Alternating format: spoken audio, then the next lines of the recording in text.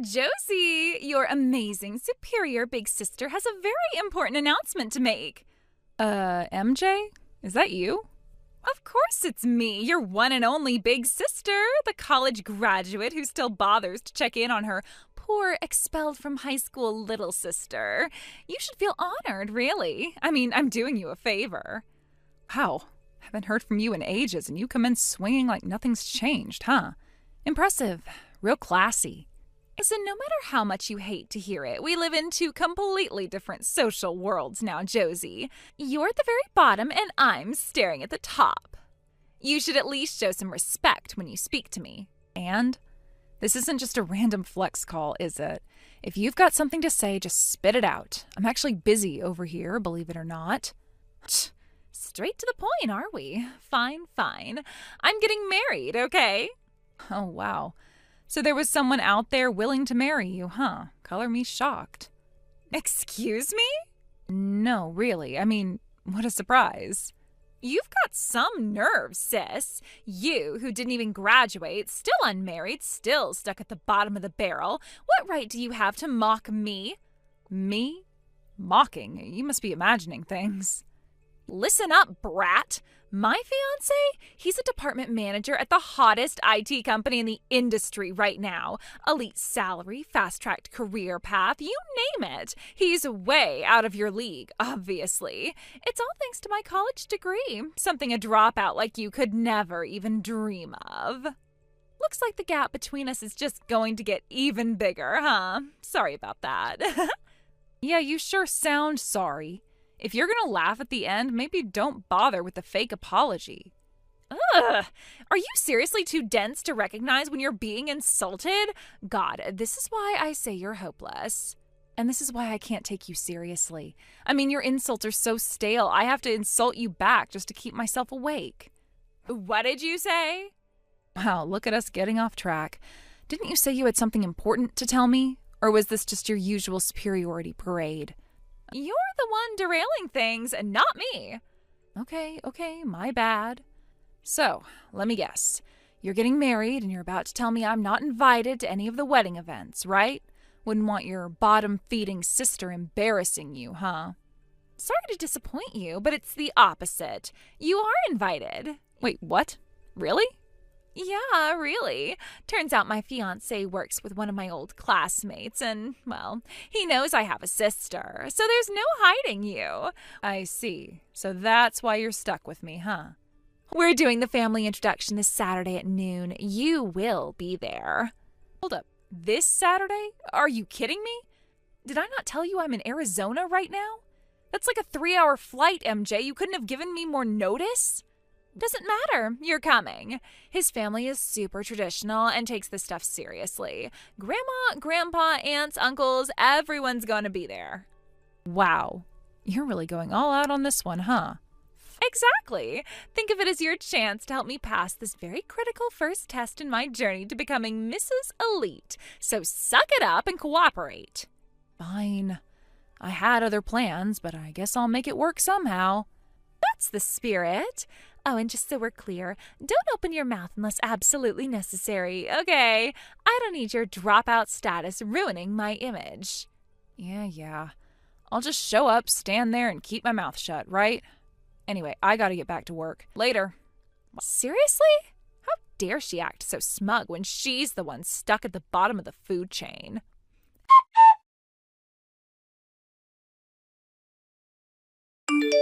Hey, Josie, what the hell was that just now? Why were you chatting it up with my fiance like you two are old buddies? I step away for 1 second and you're already sneaking around behind my back? Even if you do know him from before, isn't there such a thing as boundaries? Or wait, don't tell me you got jealous, huh? Saw how handsome, successful, and perfect he is, and suddenly you thought, maybe I can snatch him for myself. This is exactly why I say people like you, high school dropouts at the bottom of the food chain, have no sense of decency. Wow, still playing the middle school insults card, huh? You really went all in back there during the family intro, too. Telling his parents and grandparents I'm just your embarrassing dropout sister who doesn't count as family? Or that having someone like me in your bloodline is a disgrace. You really do love showing off, don't you? Of course I do. And let me make something crystal clear. You even think about making a move on my fiance, and I will never forgive you. Relax, I'm not like you, you know. I don't make a habit of stealing other people's boyfriends. What did you say? Come on, MJ, we both know the stories.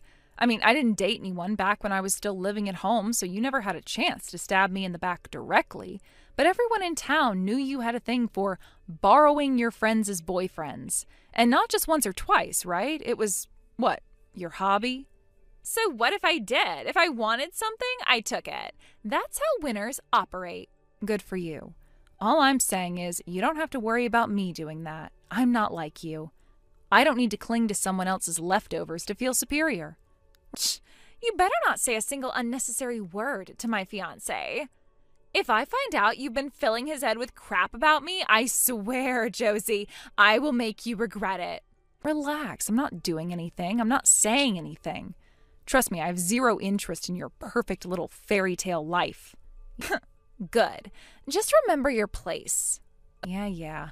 Anyway, I've got somewhere to be. Unlike some people, I don't have time to obsess over appearances all day. Later. Ugh, she's so damn smug for someone who's barely scraping by. What a joke.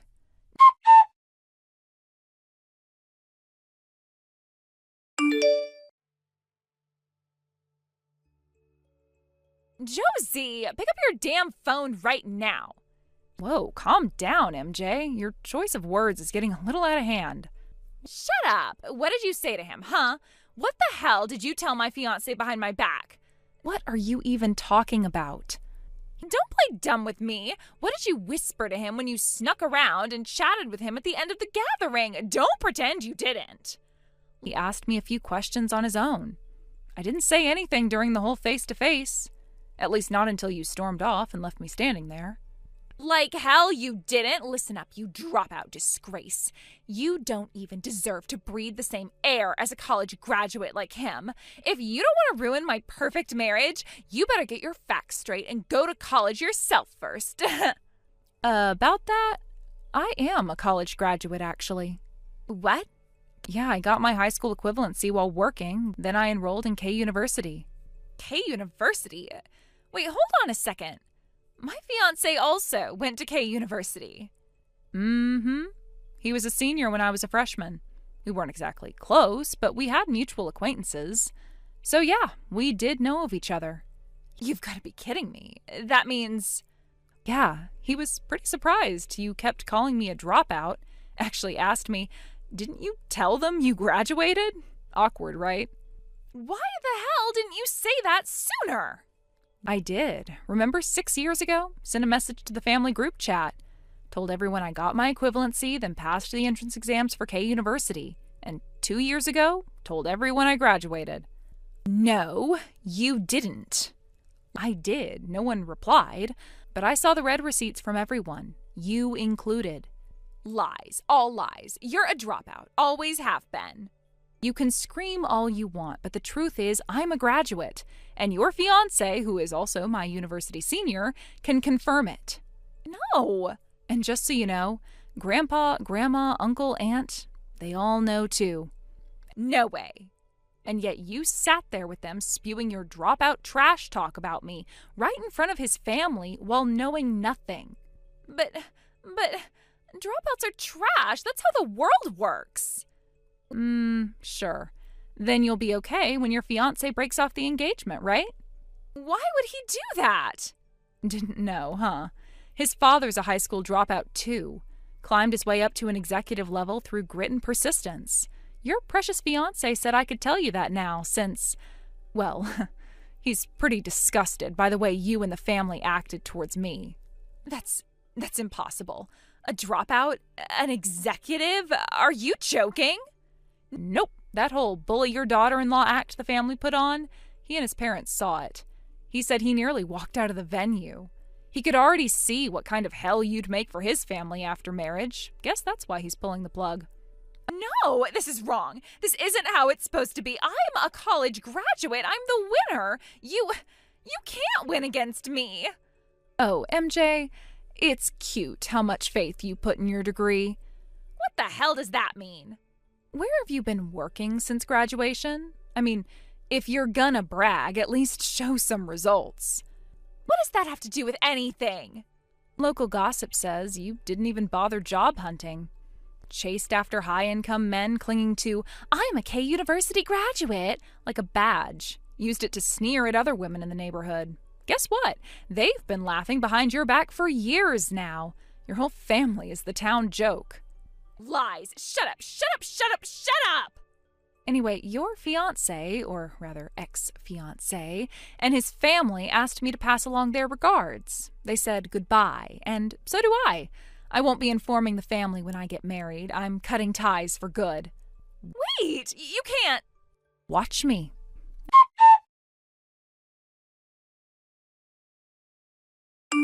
And so, in the end, it was inevitable. My sister's engagement was officially broken off by her fiancé. Given everything that had happened, the arguments, the lies, the suffocating expectations she placed on him, it had only been a matter of time before he finally reached his limit. When the announcement came, there was no long discussion, no pleading negotiations, no attempts at reconciliation. It was over, clean and absolute. Surprisingly, there were no demands for compensation, no lawsuits, no insistence on returning the expensive gifts, nor talks of reparations for the humiliation that had played out like a slow-motion disaster for all to witness. He simply wanted to cut his losses and sever ties as efficiently as possible. At least, that's what he told her. But for my sister, it wasn't about the money. What she lost that day was far worse, at least in her eyes. She lost the key to a future she had meticulously crafted in her mind, a future of luxury, influence, and power. Because this wasn't just any man she had been engaged to. He was, as she had proudly bragged on countless occasions, the epitome of what she deemed high spec. He was a man with a brilliant career, a future full of promise, and a six-figure salary before the age of 30. His father, too, was an executive in a major corporation, his network sprawling across industries, promising a safety net of connections that most people would kill for. To my sister, this wasn't just a man. He was her ticket out of mediocrity, out of the dull, ordinary life she feared more than anything. And when that ticket was suddenly snatched away from her, she couldn't accept it. She wouldn't accept it. My sister wasn't the type to admit defeat. Instead, she spiraled into obsession. Her pride, her ego, both deeply rooted in appearances and status, wouldn't let her walk away with dignity. She told herself that he still loved her, that if she could just make him see, just corner him into a moment of weakness, he'd come back to her. But it wasn't love, it was delusion, and soon it turned into something far more dangerous. She began stalking him. At first it was subtle, waiting outside his office, coincidentally showing up at the restaurants he favored, sending texts that began as pleas but quickly escalated into accusations and threats. She followed him in the shadows, convinced that if she could just be near him, he would realize they were meant to be. But her behavior grew more erratic, more desperate. She began harassing his friends, his colleagues, even his family. She lost sight of reality, trapped in a downward spiral of obsession. Eventually, she crossed the line into criminal behavior. She violated the anti-stalking law. The police were called, she was arrested, and with that arrest came the stain she could never scrub away, a criminal record. One that would follow her for the rest of her life, a scarlet letter branding her as unstable, dangerous, unfit for the very society she once tried so hard to climb into. Now, the already slim chances of her marrying into a respectable family, let alone one of high standing, had been all but obliterated. My parents, as proud and image-obsessed as she was, panicked. They couldn't stand the idea that their eldest daughter might forever be branded a social failure. They scrambled to salvage the situation, clinging desperately to whatever hope they could find. They began an all-out assault on the marriage market.